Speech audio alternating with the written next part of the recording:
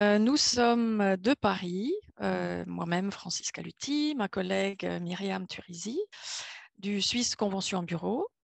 Et on va vous guider à travers ce webinaire. Donc, je vais commencer par un tout petit peu de logistique.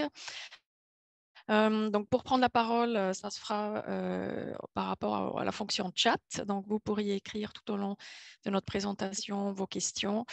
Vous verrez dans le déroulement, vous le voyez là en point 3, il y aura un bloc questions-réponses. On va commencer par une rapide introduction de qui nous sommes, le Swiss Convention Bureau.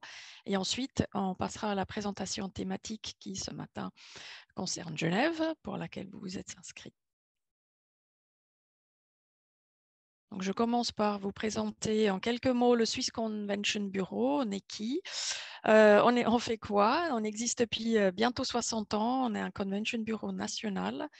Nous sommes juridiquement parlant une association avec 27 membres. Nos membres sont des destinations, mais nous avons aussi des DMC, des transporteurs. Nous sommes physiquement présents dans 13 pays et Myriam et moi-même sommes présents en France justement pour vous aider, vous, les clients français. Voilà la carte de la Suisse pour ceux qui ne connaissent pas exactement notre offre.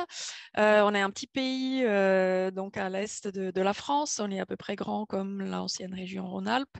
Nous représentons 18 destinations, 6 régions dans lesquelles il y a des hôtels séminaires. Donc vous voyez, toutes ces destinations sont réparties un peu sur tout le territoire. Il y a des villes au bord de l'eau, il y a des stations de montagne. Il y a vraiment tout ce qu'il faut. Et puis, je vous ai entouré ce matin. Donc, on va aller à Genève, à l'extrémité ouest de la Suisse, une ville avec aussi un aéroport.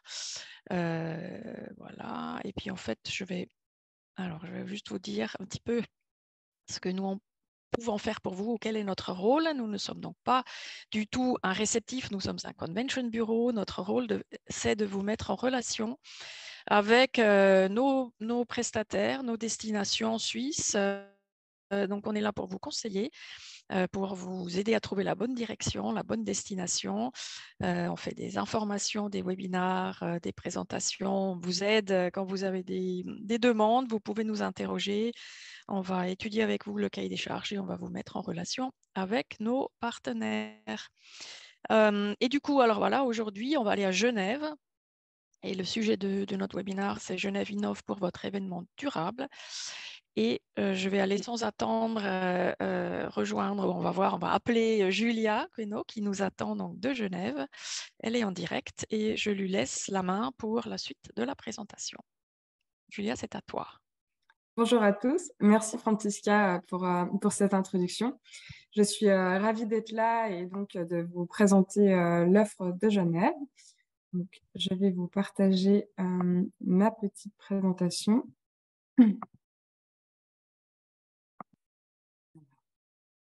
Hop, évidemment, on va y arriver. Voilà. J'espère que c'est tout bon, que vous pouvez bien voir ma présentation. Donc, voilà, la thématique du jour, c'est Genève. Donc, Genève qui innove pour votre événement durable. Donc, c'est l'idée un petit peu de vous expliquer, voilà, qu'est-ce qu'on peut vous proposer sur cette thématique-là pour organiser votre événement de manière la plus durable qu'il soit. Avant tout, je me présente. Donc, je suis Julia Queno. Je travaille donc pour la Fondation Genève Tourisme et Congrès depuis maintenant bientôt 7 ans. Et je suis notamment responsable du marché français. Donc, c'est mon rôle voilà, de vous aiguiller aussi lorsque vous organisez des événements sur Genève. C'est mon rôle donc de vous donner les bons contacts, d'essayer de trouver les partenaires qui correspondent à ce que vous recherchez, à votre événement idéal, et de vous donner tous les renseignements, toutes les offres possibles pour vous accompagner dans la réalisation de votre événement. Donc, pour entrer dans le vif du sujet, la durabilité et toutes les questions RSE sont bien sûr liées à plusieurs pendants. On va en voir différents ce matin. Il y a les déplacements, mais il y a aussi évidemment l'hébergement, il y a où est-ce que vous allez faire votre événement, le venue, et puis aussi les activités que vous allez pouvoir proposer aux différents participants de votre événement. Donc tout ça sont autant de leviers pour pouvoir faire un événement qui soit plus ou moins durable, plus ou moins responsable. Et donc je vais déjà commencer par le levier déplacement. Comme l'a dit Francisca, donc Genève se situe dans l'ouest de la Suisse. On est donc une destination qui est assez bien desservie au niveau européen. C'est vrai qu'on a cette proximité avec les grandes capitales d'Europe, mais aussi avec le reste de la Suisse. Donc, c'est facile, en fait, de se rendre chez nous, et notamment en train. On est très, très bien connecté des autres villes suisses, mais aussi des villes françaises, notamment Paris, puisqu'on est à seulement 3h10 en TGV de Paris, gare de Lyon, et également de Lyon, puisqu'on est à 1h57 de Lyon-Part-Dieu. Donc voilà, c'est vraiment un atout pour vos événements, qui pourrait donc voilà permettre de proposer une offre qui soit à la fois un petit peu exotique à l'étranger, mais en même temps qui soit facile d'accès et avec des moyens plus durables. En termes justement d'accès et de déplacement, donc comme je l'ai dit, Genève est une destination où on peut facilement accéder en train. Mais une fois que vous êtes à Genève, les déplacements sont aussi faciles et plus durables, puisque pour toutes les personnes qui séjournent à Genève, on offre la Geneva Transport Card. Il s'agit d'une carte en fait qui vous donne accès à tous les transports gratuitement pendant la durée du séjour. Donc ça, c'est automatique. Il n'y a pas de surcoût, il n'y a pas de démarche spécifique à faire, à part entrer les adresses des participants, ou à regarder en fonction du nombre de participants. Vous pouvez tout à fait nous contacter pour qu'on vous facilite la tâche aussi dans cette opération-là.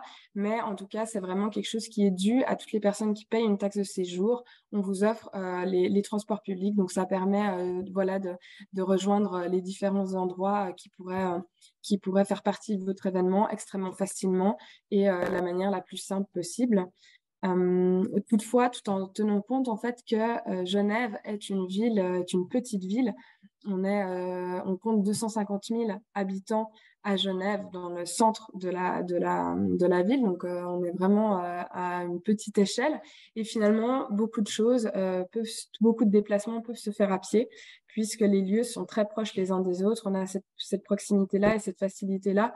Donc, il ne faut pas aussi hésiter justement à prendre en compte cet aspect dans l'organisation de vos événements, puisque voilà, si vous devez répartir sur différents hôtels, si vous devez avoir le dîner qui se passe ailleurs, s'il y a différents lieux dans votre événement, sachez que Genève est vraiment une petite ville de proximité où on peut faire soit en transport public, soit les choses facilement à pied.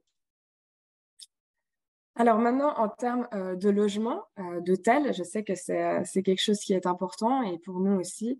On a la chance d'avoir une offre hôtelière assez diversifiée. Moi, j'ai peu de temps malheureusement aujourd'hui avec vous, donc j'ai fait une petite sélection de différents établissements. J'en ai choisi 4 à vous recommander sur cette thématique-là. Donc l'Intercity, le Marriott Hotel, le Mandarin Oriental et puis finalement l'Intercontinental. J'ai choisi ces 4 hôtels parce qu'ils ont des offres différentes, ce sont des catégories différentes, et ils ont une offre qui est vraiment innovante d'un point de vue durabilité. Donc je vais y venir plus en détail tout de suite. Et on va commencer par l'Intercity.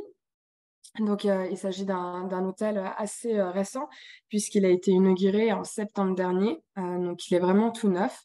Il se trouve en fait entre l'aéroport et la gare de Genève. Il se trouve sur des lignes de tram directes qui vous amènent au centre-ville en 15 minutes. Donc, encore une fois, on a cette proximité-là, même si on n'est pas au centre-ville, on a cette facilité d'accès et cette possibilité justement de se retrouver tout de suite au centre-ville de manière simple et même indépendante pour les différents participants qui auraient du temps libre ou qui voudraient pouvoir explorer par eux-mêmes. Donc, en termes de style, vous voyez, donc c'est un hôtel qui se veut plutôt chaleureux, accueillant, plutôt moderne et assez pratique. Donc ça, c'était vraiment leur fil conducteur pour toute la mise en place de cet hôtel. D'un point de vue de durabilité, puisque c'est ce qui nous intéresse aujourd'hui, donc Cet hôtel se trouve au cœur, en fait, d'un nouveau quartier, qui s'appelle le quartier de l'Étang. Donc c'est un écoquartier qui sort de terre, depuis quelques mois. Voilà, il se construit au fur et à mesure que les différents, éléments, de ce quartier, prennent vie. Donc c'est un écoquartier dans le sens où, on a voulu, en fait, créer une mixité sociale. Il y a aussi bien des hôtels que des logements, que des restaurants, que des centres de formation, que des bureaux. Enfin voilà, il y a vraiment un mix en fait de vie sociale. C'est une petite ville au sein d'un quartier et ça permet vraiment voilà d'avoir des échanges, d'avoir pas simplement un quartier d'affaires, pas forcément un quartier de vie, enfin ou résidentiel, mais vraiment d'avoir un échange et de profiter de cette dynamique et d'avoir différentes catégories sociales aussi qui se mélangent. Également, il y a une forte place en fait qui a été donnée à la nature dans cet écoquartier-là. C'est vrai qu'il y a beaucoup de parcs, il y a beaucoup d'arbres aussi qui ont été mis, donc on est dans un environnement très vert. La mobilité douce est également un élément primordial dans ce quartier. Donc la voiture a peu sa place, seulement pour accéder à certains endroits du quartier, mais sinon c'est vrai qu'on se déplace principalement à pied ou à vélo. Et puis, tous les bâtiments sont construits selon une exigence de très haute performance énergétique, avec notamment les projets de Génila, qui sont des projets en fait genevois, qui permettent de réchauffer et puis de climatiser les différents établissements grâce à l'eau du lac. Grâce à un certain système, en fait, on va puiser l'eau du lac en circuit fermé pour voilà, profiter en été de rafraîchir les bâtiments et en hiver de les chauffer. Donc, tout ça font vraiment partie de cet endroit, de cette zone géographique, de ce quartier.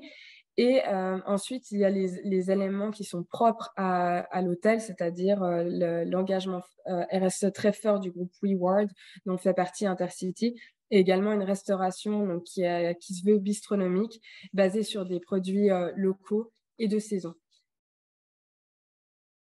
Ensuite, on va enchaîner avec le Marriott. Donc lui aussi, c'est un nouvel hôtel qui a été inauguré cette fois l'année dernière, donc en 2022.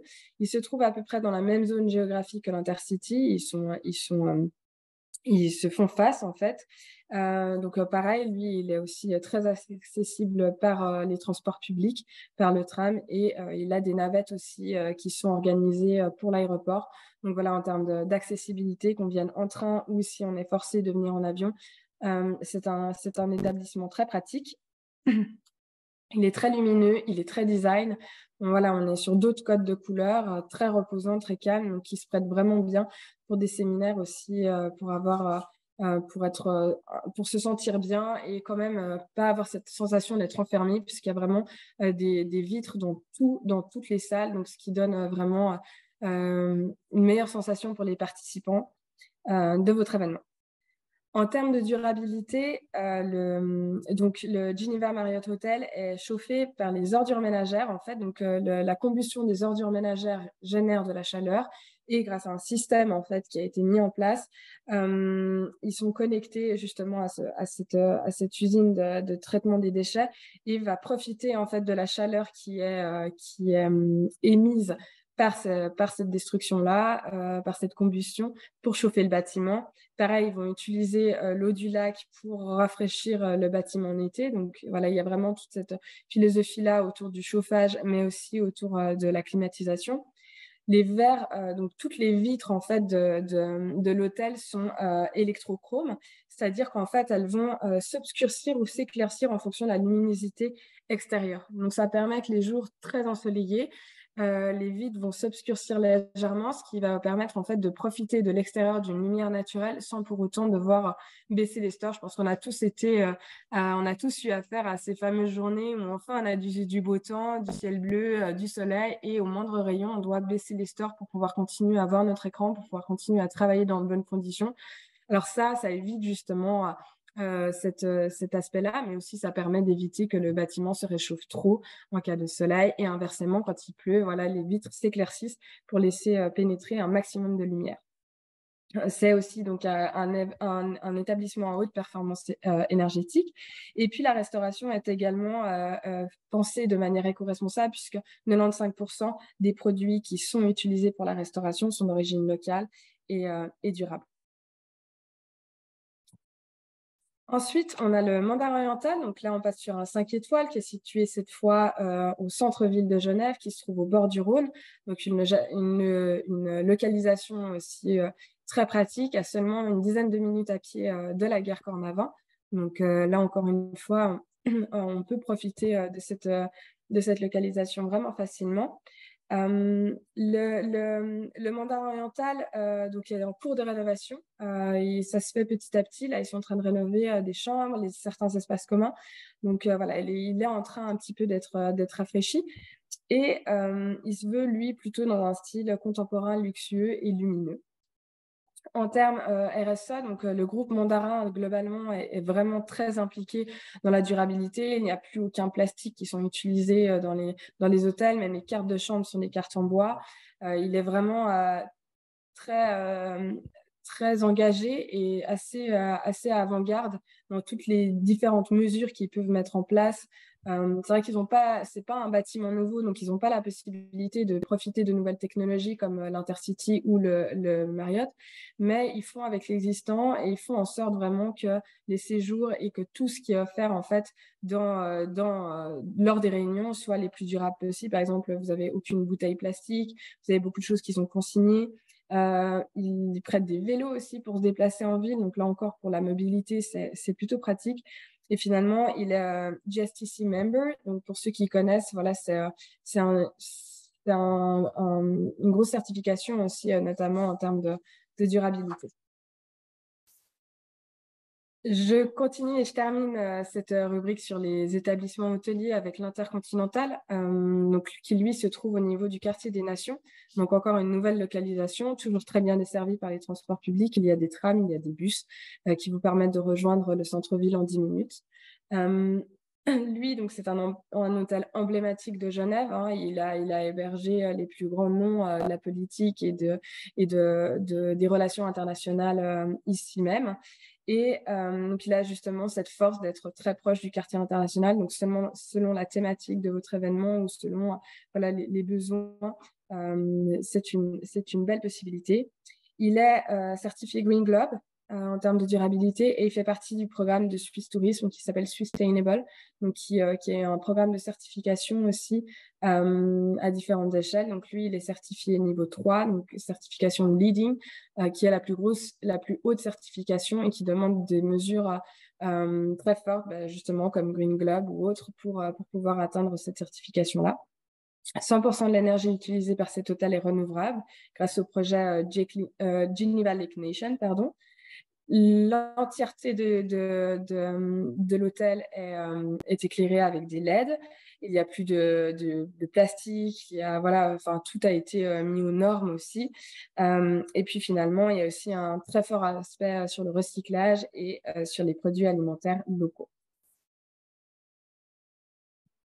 Donc voilà pour les différents établissements. Ensuite, on va passer au venue parce que c'est vrai que c'est bien de loger nos participants, mais il faut aussi pouvoir proposer un lieu de réunion ou d'événement.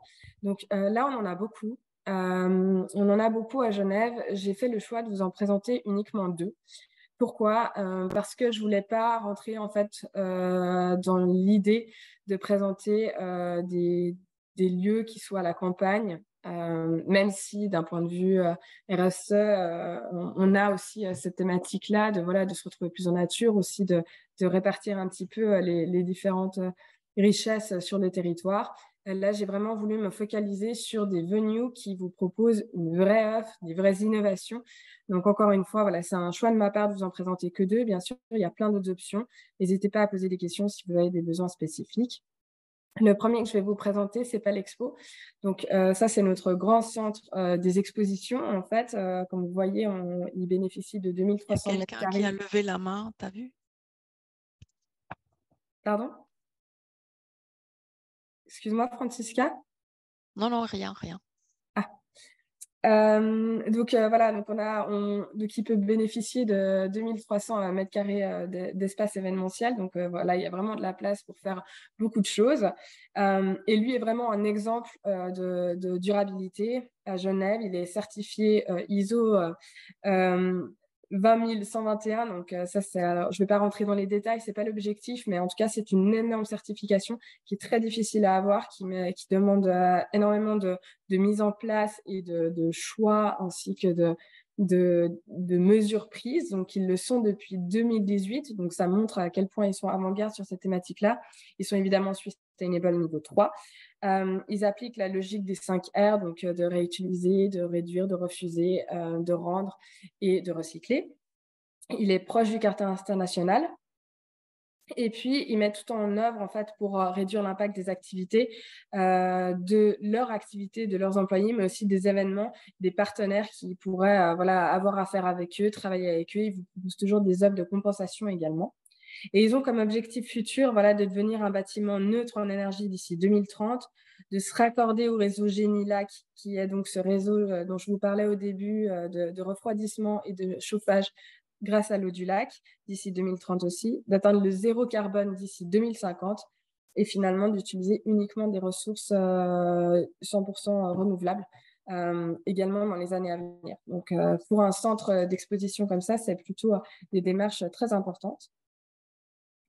Et ensuite, donc on part au CERN, donc donc là vous avez 2 endroits en fait, 2 espaces de réunion. Vous voyez dans l'image qui se trouve en haut à droite de votre écran. Donc il y a le globe et puis le portail de la science. Donc le portail de la science a été inauguré là tout récemment en octobre 2023. Le globe, lui, existe depuis plus longtemps. Il avait été utilisé pour l'exposition universelle. Et ce sont vraiment 2 espaces assez innovants, assez uniques et qui vous permettent aussi de proposer une offre différente. Le globe, d'abord, vous voyez, donc il a ces structures rondes sur lesquelles, en fait, qui est assez déstabilisante et assez différenciante des autres venues. Donc là, on peut vraiment facilement profiter de cet espace-là pour faire des réunions, pour faire des dîners, pour faire différentes choses. Et puis également le portail de la science, qui est donc l'image en bas à droite de l'auditorium, qui est un très grand auditorium avec 870 places. 870, pardon, places, donc qui offre une grande flexibilité et une grande modulabilité aussi pour faire différents événements. En termes de durabilité, donc, il y a une surface de près de 4000 panneaux solaires qui a été mis en place lors de la création du portail de la science pour alimenter tout le portail de la science, mais également les autres bâtiments du CERN en énergie. Plus de 400 arbres et 13 000 buissons ont été plantés également au moment de ce projet-là. Donc, quand vous êtes en fait dans l'auditorium, il y a des grandes vitres et vous pouvez voir directement dehors. Donc, vous avez la vue sur la forêt, ce qui est aussi très agréable dans ce contexte. Et une fois que le centre et le portail de la science seront opérationnels, là, ils viennent d'ouvrir, donc ils sont encore en rodage, mais une fois que tout sera opérationnel, ce seront des bâtiments qui seront neutres en carbone. Voilà, pour ce qui est des venues. Et puis, je vais terminer donc avec des activités à faible impact. Donc là encore, j'ai fait une petite sélection pour vous présenter différentes choses, mais vous avez l'occasion bien sûr d'en discuter plus précisément avec moi pour d'autres idées. Donc, je vous ai présenté 4 en détail. Vélo, un mini tree, Mater et puis du rafting. Donc, on va commencer l'offre avec Willow. Donc, en fait, c'est une offre assez variée. Donc, c'est une société qui vous propose différents tours. Ça peut être c'est vraiment fait sur mesure. Ils peuvent proposer jusqu'à 60 personnes. Et l'idée, en fait, ils proposent donc des taxis vélos, des tuk-tuk, comme on voit sur la photo, ou des vélos électriques. Et donc, il y a plusieurs possibilités de tours avec eux. Donc, déjà, soit on peut simplement les les mandater pour faire des transports, voilà, parce que vous avez un petit groupe, une trentaine de personnes et vous voulez juste avoir un transport un peu ludique et éco-responsable. Donc ça peut être une option. Sinon, ils proposent vraiment des tours. Ça peut être des escape games, ça peut être des tours de dégustation de vin, de fondue, de chocolat. Il y a vraiment énormément une offre assez variée, aussi des tours sur la thématique de l'horlogerie. Donc voilà, on peut vraiment varier les plaisirs, tout est fait sur mesure, on peut adapter le temps, le nombre de personnes, ça se passe toute l'année. Donc c'est un bon moyen voilà, de faire quelque chose de différent, d'assez ludique et en même temps en ayant ce paramètre de durabilité en tête. Ensuite, Aminitry, ça c'est quelque chose d'assez particulier, mais qu'on a déjà testé, nous, et qui fonctionne vraiment très bien. Donc, c'est l'idée en fait d'une demi-journée, on va planter des arbres en équipe. Donc ça, c'est une activité qui s'adresse jusqu'à 100 personnes. Ça se passe sur le canton de Genève. C'est une activité en plein air, donc évidemment, voilà, la météo aura son importance, mais ça se passe par tous les temps. Donc ça se passe de mars à septembre ou d'octobre à décembre en fonction pour tenir compte en fait de la saisonnalité des différents voilà, des plantations d'arbres. Et l'idée, en fait, c'est de pendant vos demi-journées, vous avez d'abord une petite présentation technique de la plantation. Ensuite, vous avez l'activité même de plantation qui peut se faire en équipe avec peut-être des petits concours, des quiz. Ensuite, vous avez justement une révision de tout ce qui a été appris avec un quiz et puis un petit jeu. Et puis finalement, un apéritif qui est optionnel, mais qui peut permettre voilà, de clôturer ce moment-là. Donc ça, c'est aussi quelque chose d'assez sympa où finalement, on a aussi un petit acte de compensation, un petit acte de laisser aussi un héritage, de dire bah, j'ai contribué à replanter des forêts sur le canton de Genève en participant à tel événement. Donc c'est aussi quelque chose qui marque et qui peut permettre de se démarquer également. Ensuite, l'atelier du champ à l'assiette. Donc là, on est plus sur un côté gastronomie, où là, on peut justement, au centre-ville de Genève, profiter en fait de la ferme de Budé, qui est une ferme en fait qui cultive des produits locaux sur place, en plein centre de Genève, et qui propose avec l'association Mater de faire des activités voilà, autour de la gastronomie, autour de certaines thématiques. Donc là encore, on peut vraiment discuter avec Mater et choisir si c'est plutôt un repas végétarien, si on veut quelque chose de voilà qui soit vraiment axé sur une autre thématique, on peut aussi. Et l'idée, donc voilà, c'est qu'on va visiter un petit peu le marché local, on va comprendre comment est-ce que ça fonctionne. Ensuite, on va travailler la gastronomie, on va faire des petits ateliers de cuisine. On peut aussi faire justement des dégustations ensuite du repas qu'on a cuisiné ensemble.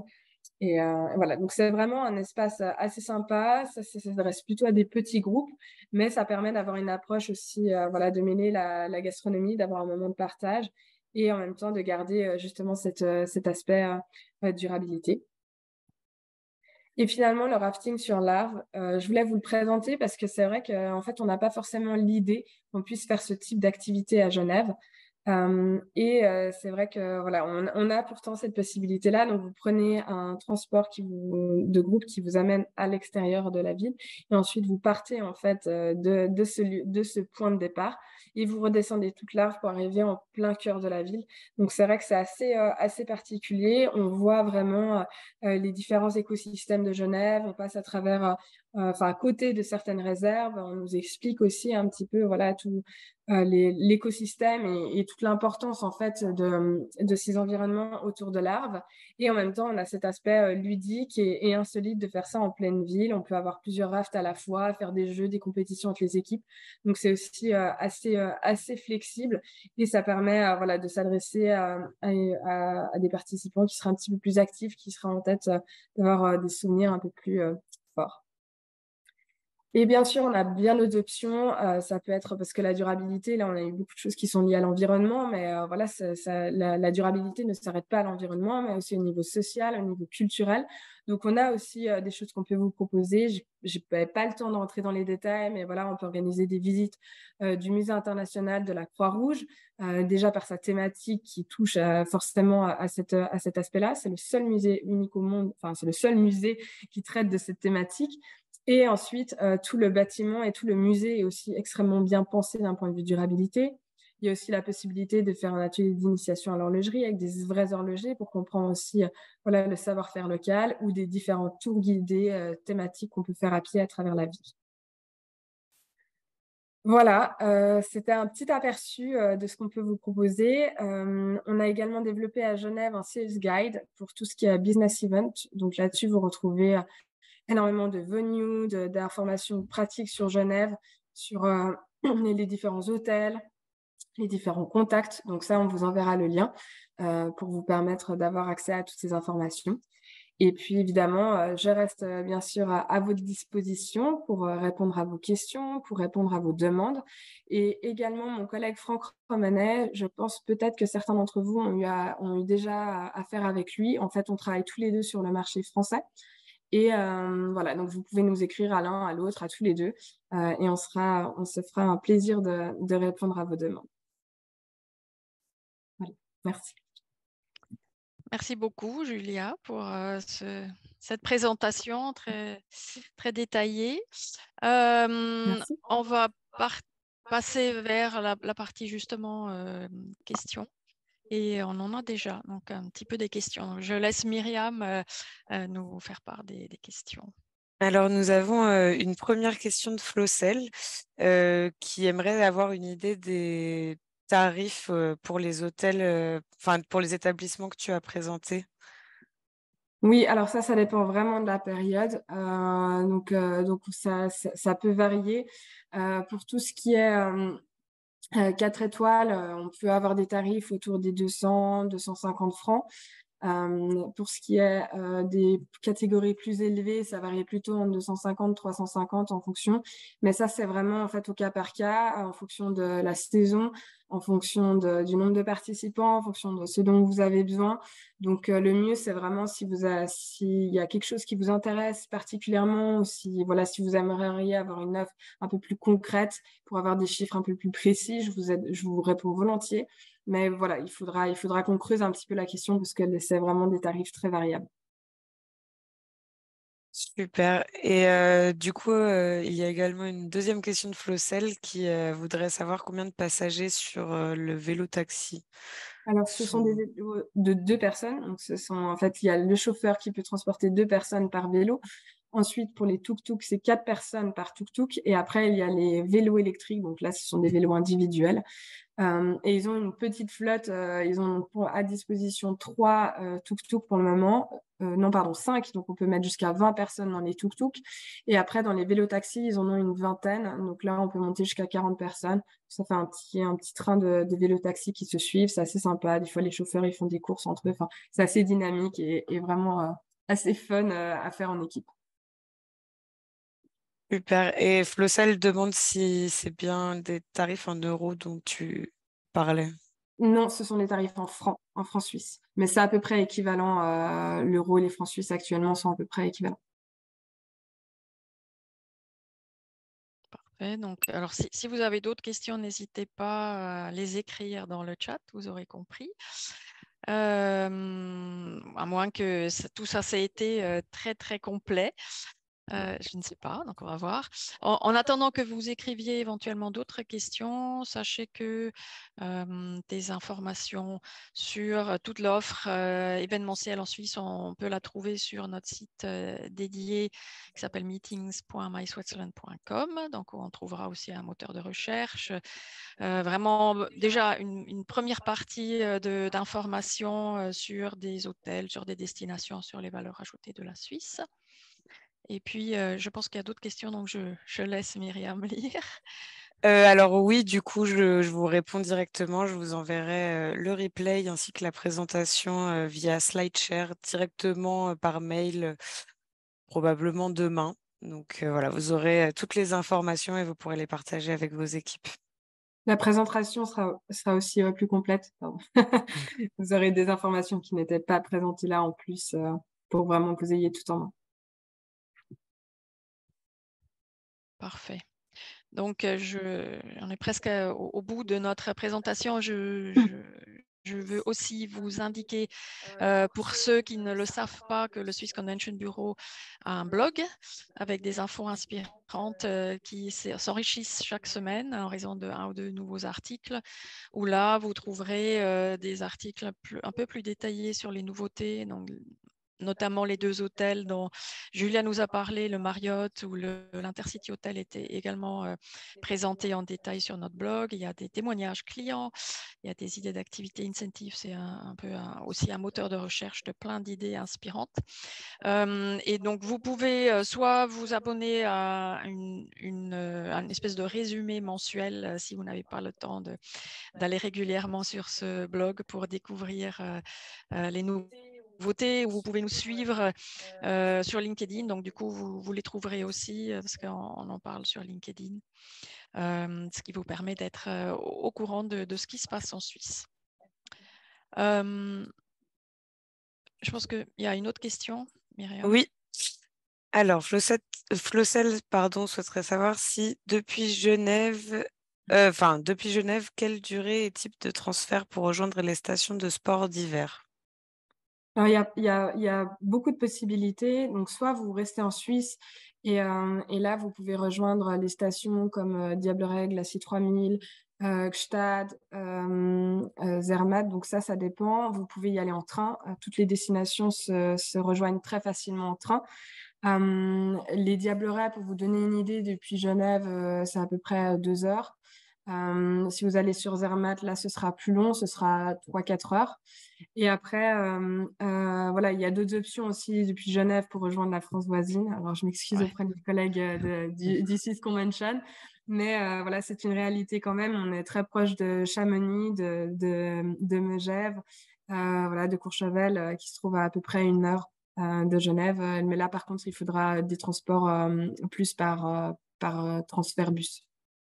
Ouais, je rebondis par rapport à ça. Oui, évidemment, on a souvent cette question-là. Les stations les plus proches de Genève sont en France. Bon, nous, on est là pour vous parler des stations suisses qui apporteront...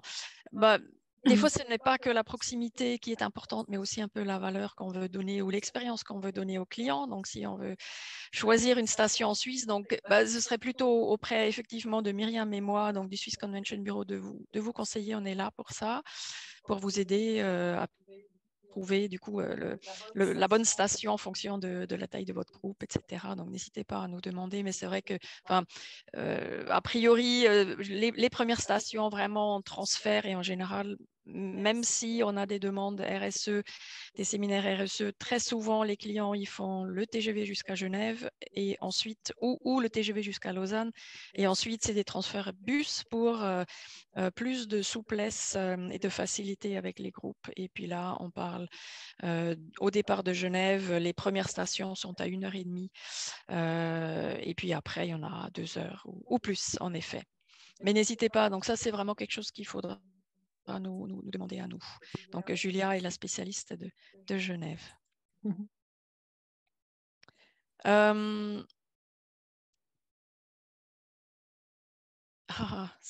c'est une bonne question. Je pense qu'au niveau des transports publics, hein, Julia, vous en avez, mais si on va aller faire, parce que cette question, je l'ai déjà eue, des transferts vers des stations avec genre des bus électriques ou des bus avec des carburants un peu plus écologiques. En fait, non, pas du tout encore. C'est vraiment quelque chose, mais ni en France, ni en Suisse d'ailleurs, parce que on avait creusé un peu avec ce client qui m'avait posé la question. Malheureusement, il n'y a pas encore vraiment ce genre de transport, mais peut-être ça viendra. Alors sur Genève, on a quand même une offre qui peut répondre à ça. On a un transporteur qui s'appelle Keytour, qui offre en fait des tours thématiques, notamment de sightseeing à Genève. Ils ont des bus électriques. Après, c'est vraiment plus des tours à l'intérieur de la ville. Ils peuvent faire des transferts à l'intérieur de la ville, mais effectivement, ils ne pourront pas organiser un transfert vers d'autres destinations suisses, par exemple. Mais effectivement, ils peuvent proposer cette offre voilà, de bus électriques pour faire des petits transferts à l'intérieur de Genève.